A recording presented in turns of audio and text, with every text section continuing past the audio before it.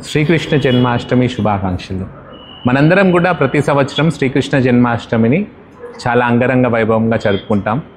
So అన్నిటికంటే కూడా మన పండుగల్లో చాలా అద్భుతంగా చేసుకునే పండుగల్లో ఒక కృష్ణాష్టమి కూడా ఒకటి. మన ఇంట్లో ఉన్న పిల్లవాళ్ళని కృష్ణుడిగా అలంకరించుకొని సాయంత్రం పూట భగవంతుని పూజించుకొని మనం చాలా బాగా మన ఇళ్ళల్లో కూడా చేసుకుంటాం. సో ఈ కృష్ణ జన్మాష్టమి గురించి, భగవంతుడు ఎందుకు అవతరించాడని గురించి మనం కొన్ని విషయాలు ఇవాళ చర్చించుకుందాం. సో ద్వాపర యుగం చివరిలో భూమి మీద అసురుల యొక్క పాలన విపరీతంగా పెరిగిపోయింది. సో ఆ అసురుల యొక్క పాపాత్ముల భారం ఎప్పుడైతే అవుతుందో భూమి ఆ భారాన్ని మోయలేకపోతుందంట. భూమి ఎంతమందినైనా ఎన్ని కోటానుకోట జీవులనైనా మోయగలుగుతుంది, కానీ పాపిని మోయలేకపోతుందట. సో అలాంటి పాపులు ఎక్కువైనప్పుడు భూదేవి బ్రహ్మదేవుడు మొరపెట్టుకుంటే బ్రహ్మదేవుడితోటి కలిసి వాళ్ళందరూ కూడా విష్ణుమూర్తి దగ్గరికి వెళ్ళారు. అప్పుడు విష్ణుమూర్తి వాళ్ళకి అష్యూరెన్స్ ఇచ్చారు, నేను త్వరలో ఈ భూమండలం మీద అవతరించి నీ కష్టాల నుంచి దూరం చేస్తాను. సో దాన్ని నిజం చేయడానికి భగవంతుడు వసుదేవ దేవకిలని తన తల్లిదండ్రులుగా కోరుకున్నారని. వసుదేవ దేవకిలను వాళ్ళు క్రితంలో ఉండలేడు, భగవంతుడు ఒక్కడే ఉంటాడు, భగవంతుడు ఒక్కడే, అతను సర్వంతర్యామి. సో అతనికి డూప్లికేట్ అంటూ ఉండడు. సో అప్పుడు ఏమని చెప్పారంటే, భగవంతుడు నేనే మీ ఇంట్లో ఆవిర్భవిస్తానని చెప్పారు. అలా చెప్పి నందుకు అప్పుడు కూడా ఆవిర్భవించారు. ఈ ద్వాపర యుగంలో వాళ్ళు వసుదేవ దేవకిలుగా పుట్టినప్పుడు వాళ్ళ గర్భంలో ఆవిర్భవించడానికి భగవంతుడు డిసైడ్ చేసుకున్నారని. సో భగవంతుడు ఎప్పుడైతే ఆవిర్భవించాలనుకున్నారో ఆ వసుదేవ దేవకిల యొక్క అష్టమ గర్భంలో జన్మించడానికి భగవంతుడు అనుకున్నాడు. సో దానికంటే ముందు సప్తమ గర్భంలో బలరాముడు దేవకి గర్భంలో ఉద్భవించాడని. ఎందుకంటే ఎప్పుడైనా కూడా ఆ భగవంతుడు ఎక్కడికి వెళ్ళాలంటే ఆ భగవంతుడితో పాటు సేవ చేయడానికి అనంతుడు ఎప్పుడు ఉంటాడట. సో అనంతుడు భగవంతుడికి ఎన్ని రకాలుగా సేవ చేయాలో అన్ని రకరకాలుగా, అంటే ప్రతి ఒక్క పదార్థం ఏదైతే భగవంతుని సేవిస్తుందో అదంతా కూడా అనంతుని అంశగా భావిస్తామని.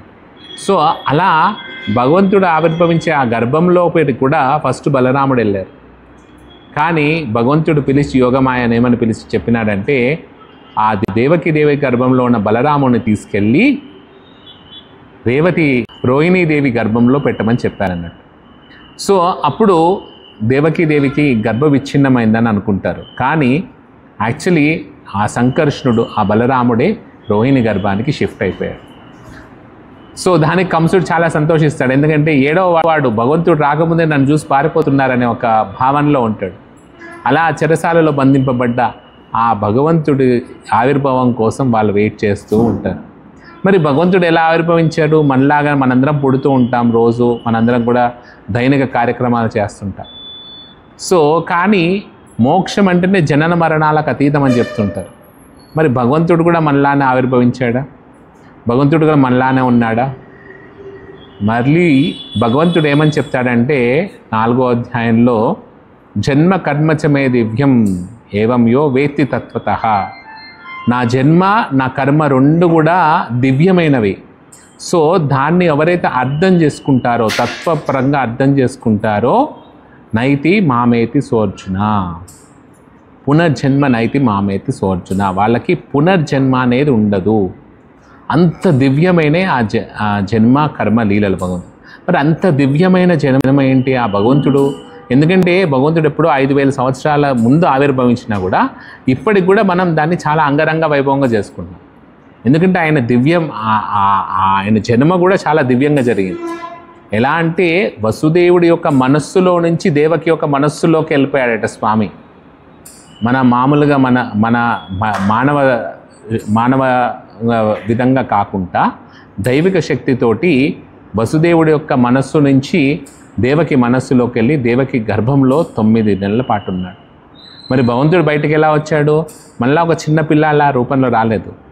భగవంతుడు చతుర్భుజ నారాయణ రూపంలో వసుదేవ దేవకిలకి ఒకరోజు ఆవిర్భవించారు. ఆ రోజే శ్రావణ బహుళ అష్టమి. ఆ శ్రవణ బహుళ అష్టమిలో రోహిణి నక్షత్రం ఉన్నప్పుడుగా భగవంతుడు అర్ధరాత్రి పూట ఎందుకంటే ఈ భూమండలంతా కూడా చీకటితో నింపిపోయింది, అజ్ఞానంతో నింపిపోయింది, రాక్షసుల యొక్క తమోగుణ రజోగుణాలతో నిండిపోయింది.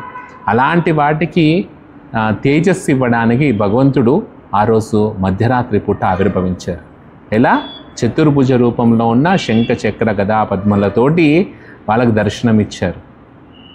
సో ఆ దర్శనం ఇచ్చినప్పుడు వాళ్ళు ఆ దర్శనం చూసి చాలా సంతోషపడ్డారు. ఎన్ని రోజుల తర్వాత మా కోరిక నెరవేరింది, భగవంతుడే పుత్రుడిగా పుట్టాడు. కానీ ఆ దేవకి దేవి యొక్క వాత్సల్యం చూడండి. దేవకి దేవి ఏమని చెప్తుందట, స్వామి స్వామి నువ్వు వెంటనే చిన్నపిల్లాడిగా మారిపో.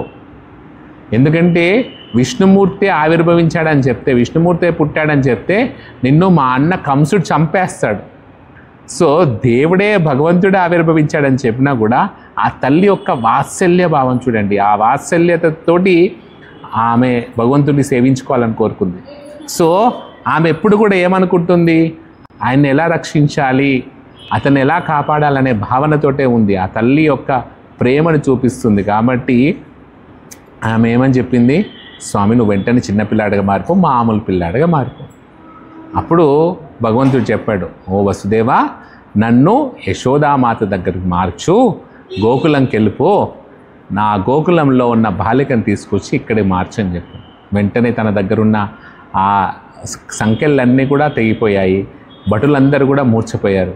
అట్లాంటి టైంలో భగవంతుడిని తీసుకొని అతను యమునా నది దాటి వెళ్ళడానికి ఉపయుక్తుడయ్యాడు. యమునా నది విపరీతంగా ప్రవహిస్తుంది. ఎందుకంటే ఇది వర్షాకాలం కదండి, వర్షాకాలం మనం చూసుంటే చాలా విపరీతమైన వరదలు వచ్చే టైం. సో అలాంటి టైంలో ఆ యమునా నది విపరీతంగా ప్రవహిస్తుంది. కానీ ఎప్పుడైతే భగవంతుడే వచ్చాడని తెలుస్తుంటాడో, భగవంతుడికి సేవ చేసుకోవాలి అవకాశం వచ్చిందని తెలుసుకున్న యమునామాత వసుదేవుడికి దారి విడిచి దారి ఇచ్చిందని. అలా వసుదేవుడు వెళ్ళి యశోద పక్కన అలసిపోయి పడుకొని ఉన్న యశోద పక్కనున్న ఆ యోగశక్తి మాయాశక్తి అయిన అమ్మవారిని తీసుకొచ్చి స్వామిని అక్కడ పెట్టి అమ్మవారిని తీసుకొచ్చి తిరిగి ఇదే జైల్లో పెట్టారు. సో అలా అద్భుతంగా జన్మించాడు కాబట్టి భగవంతుడు. ఎందుకంటే సాక్షాత్తు తన యొక్క రూపాన్ని చూపించాడు. అతను దేవాది దేవుడని. చాలామంది అనుకుంటారు దేవుడు తయారవుతాడని. దేవుడు ఎప్పుడు తయారగాడు, దేవుడు ఆవిర్భవిస్తాడు. అందుకని ఏమని చెప్తున్నాడు భగవంతుడు, ఎప్పుడైతే అధర్మం ఎక్కువ పుట్టిందో ధర్మాన్ని స్థాపించడానికి కోసమే భగవంతుడు ఇక్కడికి వస్తాడు.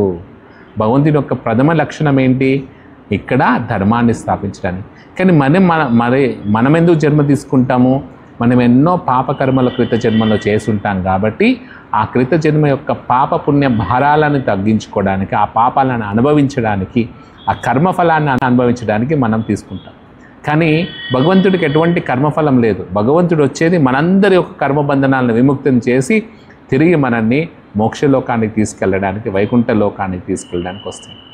అలా అద్భుతమైన లీలతోటి భగవంతుడు మనందరినీ రక్షించడానికి, మనందరినీ భక్తులని పరిత్రాణాయ సాధూనాం, ఈ భక్తులందరినీ రక్షించడానికి, భక్తులందరినీ తన యొక్క అద్భుతమైన లీలలతోటి చూపించి ఆకర్షింపచేయడానికి భగవంతుడు ఈరోజు ఆవిర్భవించాడు. సో అది తలుచుకుంటూ, ఎందుకంటే మనకేం చెప్పారు, ఆ లీలలను స్మరించినంత మాత్రాన్నే మనకు పునర్జన్మ లేకుండా ఆ మోక్ష ప్రాప్తి అనేది లభిస్తుంది. సో అలా తలుచుకుంటూ ఆ భగవంతుని గురించి తెలుసుకుంటూ ఈ కృష్ణాష్టమిని మనందరం కూడా అంగరంగ వైభవంగా జరుపుకుందాం. హరే కృష్ణ.